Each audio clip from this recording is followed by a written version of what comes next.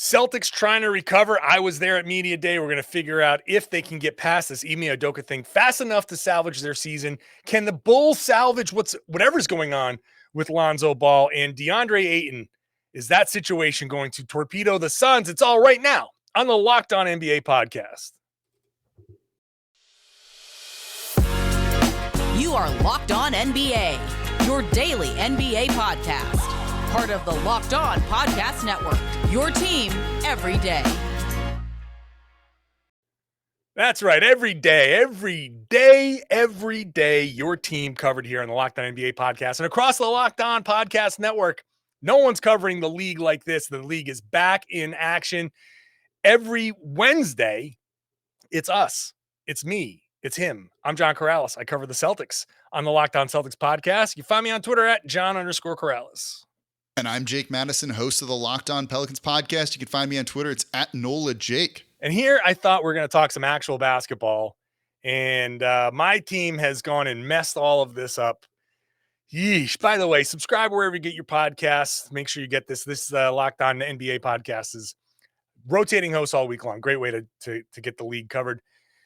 The guys yesterday, Matt and David, talked about a lot of Media Day, but I figured since I was there at the Media Day and at Celtics practice on Tuesday, I figured, hey, let's get a little closer look at the Celtics, because the implosion potentially of one of the finals contenders is still worthy of discussion more than one day, you know? So I'm sure a lot of teams in the East are sitting there watching that Celtics situation very, very closely, because you know, we've talked about it a million times that the East has gotten so tough now that any little thing that knocks a contender down a peg can take somebody from top 2 seed to on the road in the first round. So no, big time. And they talked about it in yesterday's show. They said it seemed like the Celtics kind of handled everything at Media Day as best they could. That you give them like a flying passing grade with that sort of thing. But that's just handling it at Media Day. And you could very clearly see they were kind of rocked by this, right? Like, was that your feeling from what you gathered at Media Day, that they were blindsided? And it still seems like they're in the dark a little bit on everything. Yeah. And, you know, you hear things like Tatum and Brown haven't talked to Ime Udoka since all of this came out. And who knows if they will, because he's basically out. He's out for the season, and there's some world where maybe he comes back, but I think this is all just part of the process, the legal process of dismissing, excuse me, a coach that's broken however many team rules. So there was some talk here about, like, why don't the players know everything? Because that's the one overarching kind of theme from Celtics Media Day was, well, we don't know either. You know, Tatum finds out through Twitter. Guys are like, yeah, I can't answer the question about whether the punishment fit the crime because I don't know what really happened. All we know is the team came in after the news broke, sat everybody down, said, this is what's happening. Ime's out, blah, blah, blah. And then didn't fill in anybody on any of the details. So they're kind of like with us. If you want to find out more, you got to go search some of the more salacious sites out there for the little details, but they're finding out in real time just like us. And some people aren't sure why, but I think there are privacy issues at stake, and you can't just go telling the players every little detail about every little thing, and because supposedly they're really bad. So the players are confused, a little bit of shock, a little bit of, you know, unsure of how to react. And I think today, Tuesday, as we're recording this, was a big step for them. Just getting on the court and running through drills. And for an hour and a half, you get to focus on, okay, where am I supposed to set this pick? Do I roll? You know, what are we doing here? What are we calling this? And you get like 90 minutes of on court, just basketball. And even the media, you know, it's back to pre-pandemic. We're on the floor, we're in the scrums, we're kind of like joking around with guys on the side. It's back to normal, and that sense of normalcy is really helpful for the team. Yeah, I wanted to ask you about that. So when you saw them go through their first training camp practice, was it just kind of normal? Was there kind of a cloud hanging over them? This seems like it could go a number of different ways, right? Part of it could just be like, it is what it is. You roll with the punches. They realize there's an objective bigger than everything here, which is to make it back to the finals and to try and win a title. You could also see this maybe like galvanizing the group and bringing them closer, right? Sometimes you need some of that adversity to bring a group really close together and kind of, we're all going through this, we're all dealing with this, and you kind of play for one another at that point. But it also has potential, I think, to potentially tear him apart in a sense, right? It definitely seemed like a guy like Jaylen Brown was very close to Udoka, who hasn't maybe always been like in the best of sorts with the organization, with his name being like in trade talks and those sorts of things. And if Udoka was his guy, I was like, you're not trading Jaylen Brown, that could kind of create some issues there.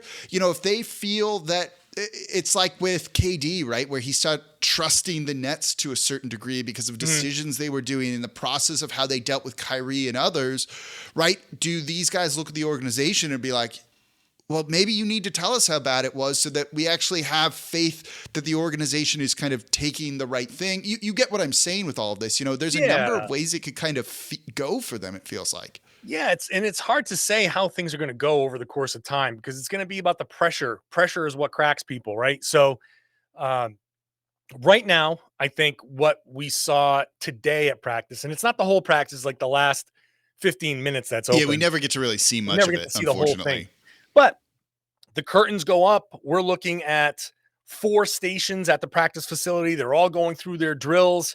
It seems pretty crisp. They're all kind of figuring things out. There's just normal basketball practice going on. Afterwards, when we all filter down onto the floor, they're out there doing a half-court shooting contest, and they're kind of joking around. And Luke Cornett hits a half-court shot, and everybody loses their minds, and it becomes like a normal just for however long they get to escape from that. They did, and so it felt good. The mood felt good. I came out of it.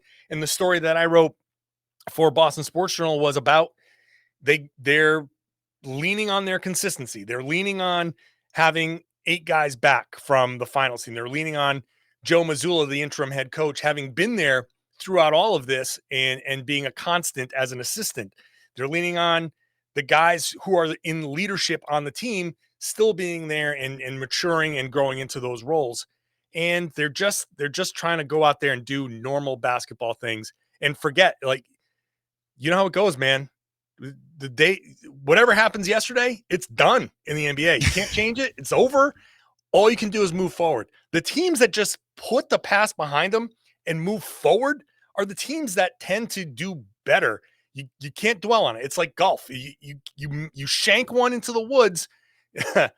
I've just started recently playing golf, and I regularly shank them into the woods and think about it when I keep shanking them into the woods, right, to be fair. And that's the thing. Like, you got to put that shot behind you, and you just got to hit that next shot so you can recover. Otherwise, it just keeps piling on. That's the short memory that's necessary in the NBA.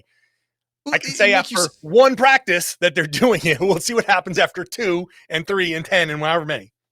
Yeah, and as the season goes on, right, they'll hit a losing streak at some point, and probably some fingers will be blamed at the coach, right? And then how does that kind of create it, right? It's like, well, that wouldn't have happened if Udoka was there, or if a guy starts struggling. Like, it's early to tell. It's good to know, if you're a Celtics fan and not a fan of another team in the East, that one practice, it doesn't look like it's completely unraveled. That speaks, I think, to a little bit of the toughness of those players and the resiliency of those players to be able to deal with that. But as you said, right, when all of a sudden you hit a rough stretch during the season, as every team does, what's going to happen then? Are some cracks going to begin to develop? So it's worth watching as, the season gets underway. Speaking of rough stretches, I know your guys had a rough stretch for a while there. No Zion. Zion's back since I just spewed all this stuff about the Celtics media day.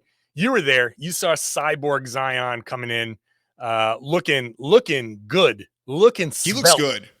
He looks good. His face shape is different. If you look at the picture of media day, last year compared to this year, you can see he's lost weight. And I don't think I think that stuff's been overblown with him, but you can see he looks like a different person. And listening to him at media day, he is kind of a different person. I've been referring to him as Zion 2.0 on Locked On Pelicans a lot recently because you're seeing a bought-in version of Zion like we've never seen before. He's working with a personal trainer. He's working with a personal chef to make sure that his nutrition is right. He was in Fort Lauderdale for 8 weeks, doing 2 practices a day, doing everything he could to get just right for this season after not playing for almost 600 days, which is wild to really think about. And so he's really excited to get back out there and compete and play. And he said he kind of like fell in love with the game of basketball. This is all he wants now. He said something mentally clicked for him.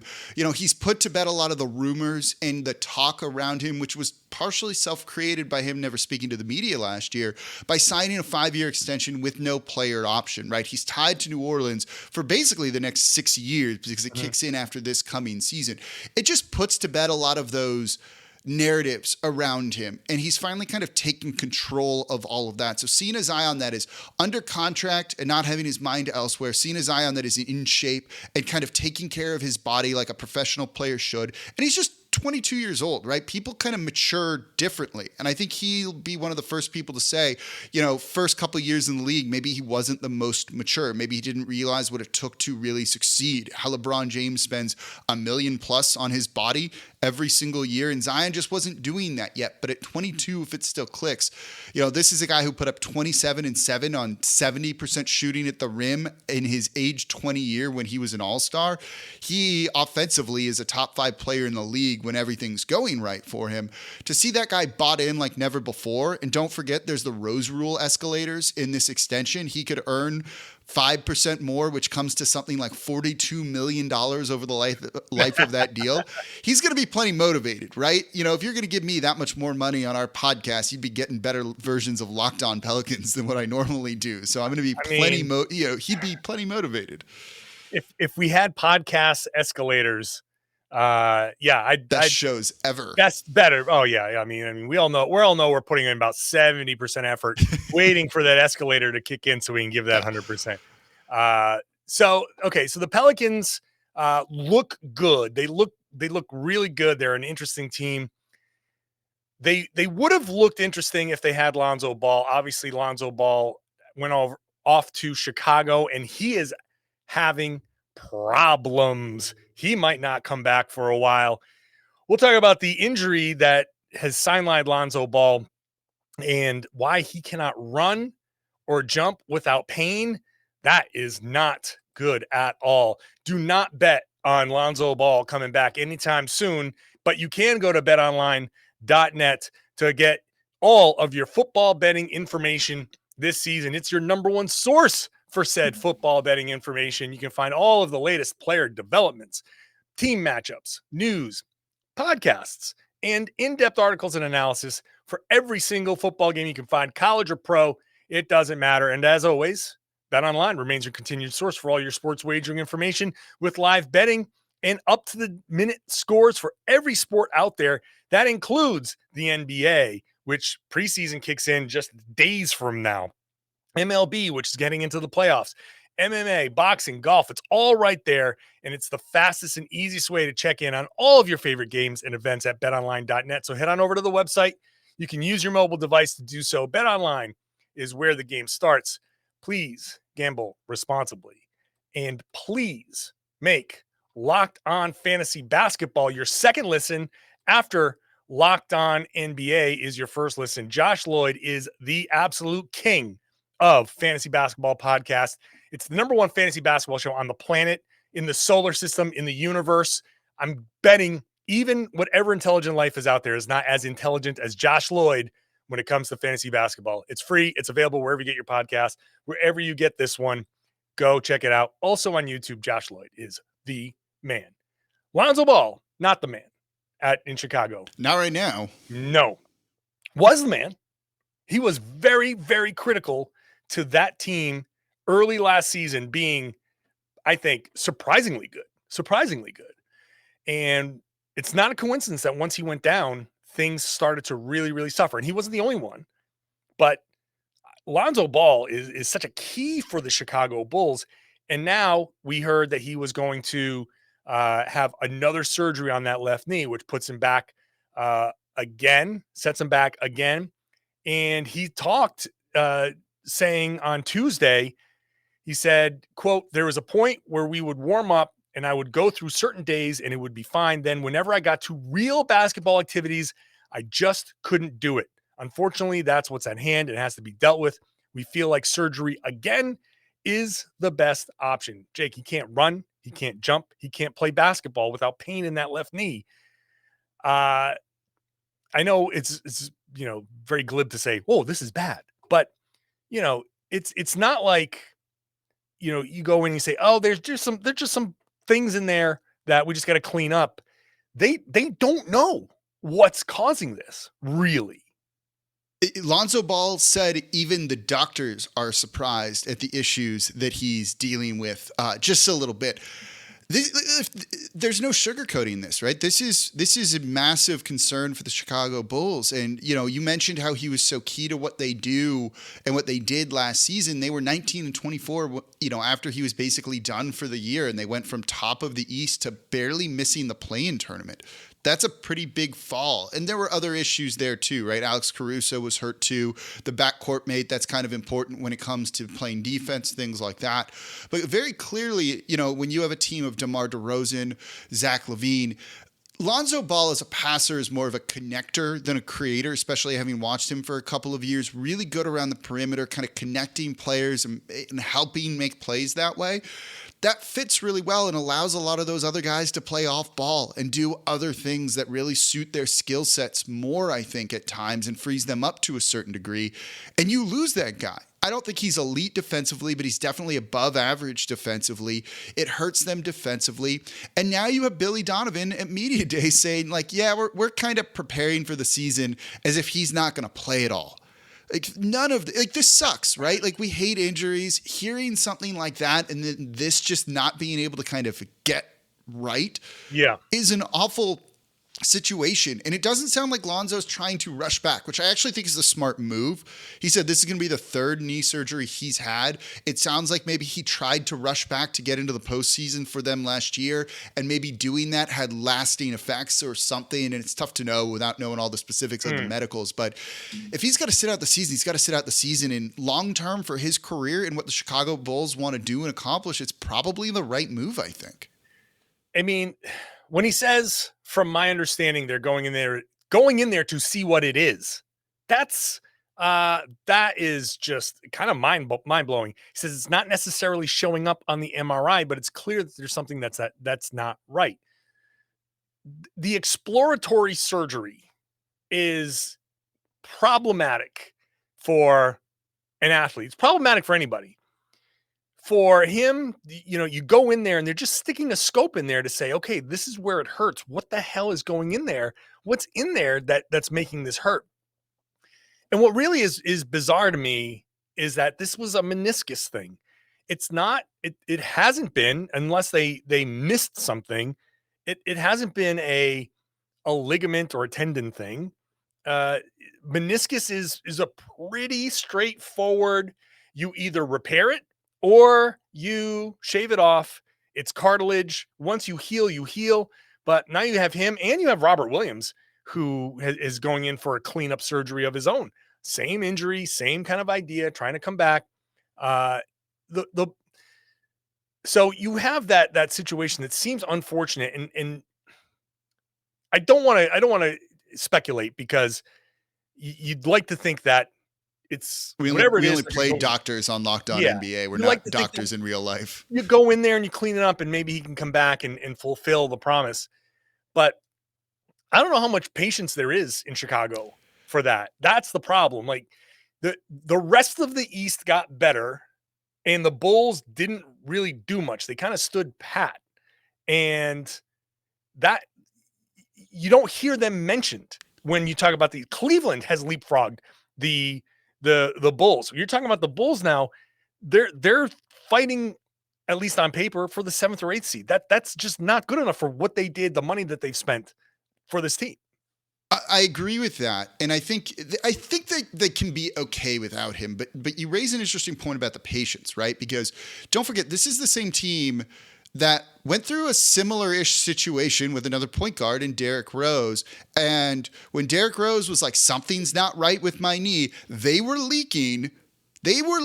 Our team doctors have cleared him. He should be able to play. And we're almost like pressuring him to kind of get back out there on the court and to play and rush through some of the rehab. So they're, in a sense, probably under some pressure to let Lonzo Ball take this as long as he wants, to show that they're not, committing malpractice or something along those lines, just kind of given some of that history, right? Which I think is an interesting angle to look at it from.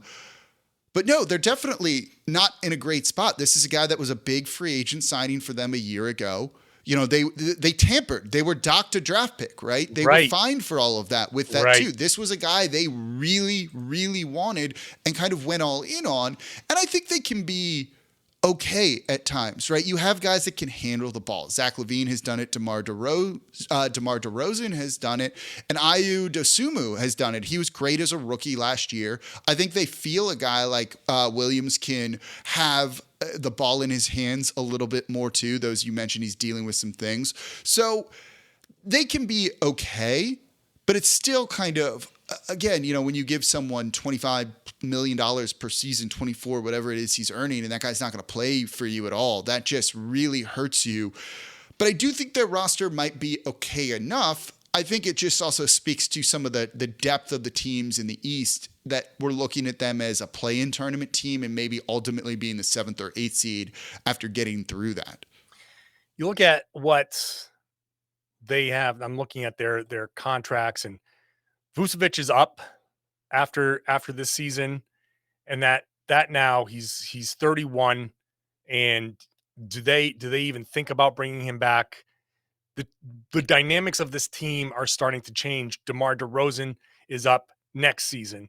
They have Zach LaVine maxed out till 2027, but there's a real possibility that this core that they spent all this money on is just never really going to materialize the way they thought it would.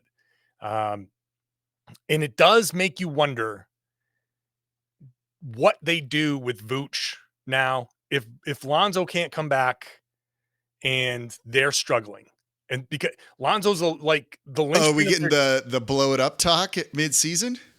Yeah, we're doing it. We're doing it one day, one day into the preseason.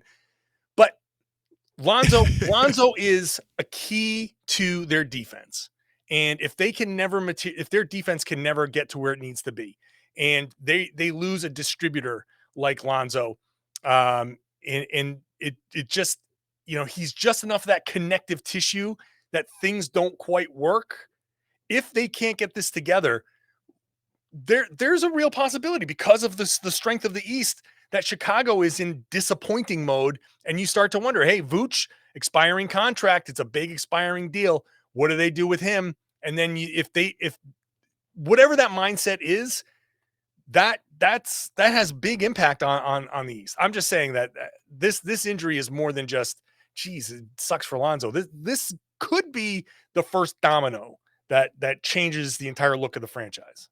Yeah, I think that's fair to say. Like, I think it's a fair question to ask right now. You start to look at their books and how much they're going to be paying and what it's ultimately going to amount to. And if we don't see their ceiling being above, say, the 6th seed, like, you really need to question that to a certain degree, unless they're just like, we got to make the postseason, we'll just deal with it. That's that. And then you re-sign everyone, and that's just who you are for a number of years before you get to a pretty, then at that point, brutal rebuild, given a lot of the picks that they've given up in some of these trades and things like that. I don't know. I believe in some of the guys they have, right? Like, Caruso should be fine. Dosunmu should be fine. I think those guys can pick up the slack a lot, but we should probably get a pretty good early indicator of like how the Chicago Bulls are going to be this season. Well, follow Locked On Bulls for that, because that's going to be an interesting team. In fact, follow everybody on the Locked On Podcast Network, where all these teams are represented. You need Locked On Celtics. You got Locked On Celtics over here. A lot going on there. A little bit going on there. We just talked about Zion. Lots to talk about. Locked On Pelicans. Locked On whatever team you're following there. Let's get into the Deandre Ayton stuff, because we were talking about Lonzo Ball and the first domino that could be the demise of the Chicago Bulls. I'm looking at Deandre Ayton, as a domino, a very big domino, very tall domino that could be knocking down whatever the Suns have built. This and the stunning thing, and again, I know some of the guys yesterday talked some of the Suns media day because there was a real pall over the media day there. There were 3 media days that people were like, "Oh my God." Not a single smile in the room. Boston's, Brooklyn's, and Phoenix's. And Phoenix might have been the worst because DeAndre It got Ayton, worse for him too. Yeah. It got worse. It didn't get better. No, DeAndre Ayton is out here saying, talking about when he got to clear the air. They had the incident where he was benched during Game 7 last playoffs when they got like just erased by the Dallas Mavericks. One of the most embarrassing Game 7 performances. And so Monty Williams benches him. And so at the first practice, he talks about, he's asked, "So how did you and Monty get past that?" He goes, "Well, I haven't really talked to him since then." What? What do you mean you haven't talked to him since then? Like that practice was the first time you talked to Monty Williams since then? Feels like there's like at least some level of player and coach sitting down and you got to talk about like, "Hey, this is why I did this, but this is what I expect from you coming back." Assuming you come back because that was before the contract stuff. Let's play a little real or fake here, Jake. Real or fake? This is what destroys the Phoenix Suns. I think this is real. I think this is a real big problem for where they're at in terms of team building and kind of the arc of them as a contender. This isn't good, right? I don't know if you need DeAndre Ayton and Monty Williams to go into a room and be like, "Okay, we're going to work through our problems. We're going to come out of here and be fine." They Just probably boxing gloves. Yeah, but they need to be cordial with each other and like not be miserable and hate each other. And that's what it kind of seems like DeAndre Ayton is feeling right now. And they're in a spot where we're past the offseason. They couldn't let him walk for nothing. They matched that offer sheet from the Indiana Pacers because there was no other option for them. So if all of a sudden he is so unhappy here, and they asked him, they said, "How do you feel now that you're back in Phoenix?" He's like, "Well, it's done." And they're like, "Well, are you happy to be here?" And he goes, "I'm all right." All right is like, I hate when friends like text me that. It'll be like, "Hey, where do you want to go to dinner tonight?" Or it's like, "Why don't we go here?" And they're like, "All right." And it's just the most like non-committal thing. Like, okay, you're just dealing with the option I picked. You don't really want to go there, but you don't want to be like you picked a crappy place. Yeah, so you just say, "All right" is how it comes off to me. That's what I'm getting. Those are the type of vibes here. You talked about a Paul over their media day. It's just bad vibes emanating from them. Like that's what's just coming off, like stanky vibes from this Phoenix Suns team. Stanky vibes. Make that the headline of this podcast. Yeah, that's when I edit this later. Stanky vibes in Phoenix. Locked On NBA on Wednesday. But they can't do anything. They have to make it work with DeAndre Ayton because that is not an easily tradable dude right now, or you're not going to get the value for him should you find a deal much further down the line. All of this is just a complete mess. And when you factor in things like Chris Paul, not on his last legs, but getting towards the end there, it's just a very combustible situation that, when you like, where do you put the Suns team in a very competitive Western Conference right now? This takes them out of those like top 4 spots for me. It's impossible to rank. It's hard to rank. Like, I gotta go do it on TV later. Yeah, well, good luck. How do you rank this team? Because it's still theoretically pretty good. They still have to deal with the Jay Crowder situation, but it's still theoretically pretty good. But let me tell you, this situation is why you don't play the restricted free agency game with players. And it's one of the most popular thing for fans to talk about. And you say, here's a player that's heading into restricted free agency. And you know that no one's going to make him an offer. All you do is you say, we're going to match whatever offer you throw out there. We're going to let the market set it. And you depress the market. You intentionally depress the market. And you go to him in September and you say, nobody wants you. No one's getting. And somehow he got the Pacers to give him an offer sheet. I don't know how he got that done. I don't know why that the Pacers stepped in to do it, because they knew what was going to happen. But the game that you play there is one of the results right here, this thing. And you go back to the most famous one, which was Gordon Hayward playing that game with Utah. He signed the offer sheet with Charlotte. Then he goes back to Utah with the second he could get out of there, he did. And you got to feel like, man, Ayton's a real risk to get out of there sooner rather than later. Now, on the plus side, you got to think that Ayton's just going to go in there and just mop the floor with everybody if he can. Because I'm not sure about that, though. Because you do that, you go out there and you play your butt off so you can go and demand a trade. Like, I think Ayton this might be the last year Ayton's even there. That's fair. Yeah. I think he can go in there and have a monster season and go out there and say, I'm worth this money. And then once the season is over, he's going to say, trade me, and the rumors will start to pop up again. And now that you have if it works for him, you have a season of, wow, here's Ayton. Look at what he is. Then I think the trade offers will start to come in. Yeah, but what if he goes the James Harden route? From his trade from Houston to the Nets. Now, he better not. That's not the way to go. No, that's not the way to go. That's going to end poorly. He's not James Harden. So no, I agree with that. But the fact that he said these things to the media and like just the look of like nonchalance or just like no F's given here, right, from Deandre Ayton, says that it feels like it's pretty disgruntled from something like that. And that's something that worries me when someone's willing to say like those sorts of things when you're like, wait, what? He said this? Yeah. And it's like, wow. Like, I love it because it's brutally honest. You don't get enough of that in sports, but there's a reason why teams don't want players to be brutally honest, because you look at that and it's just like, oh my God, with an exclamation point behind it, because I cannot believe he said some of these things and aired some of that out. And I wonder how disgruntled he is right now, given the whole situation, that awful Game 7, the way the contract stuff played out. They have this ownership situation going on around them, which is an absolute mess still. And it feels like this is the last year for their window. So if he really wants to stick it to them, and he does everything he can to just, if he mailed in a couple of games, would that surprise you? Not necessarily, given this. And if he does that, could slam their championship windows completely shut, which is just, man, can you imagine like your title hopes go out the window because you didn't pay Deandre Ayton a little bit more money? But that's the game you got to play, man. That's the risk you take as a front office. And guys or ownership, if that's a mandate from ownership going to the front office, which with the Phoenix Suns we can't like rule out given how cheap Sarver had been in the past. For a second there, it did slip my mind that this was a Phoenix thing. This team. Yes, an ownership thing. But that's the risk that you take.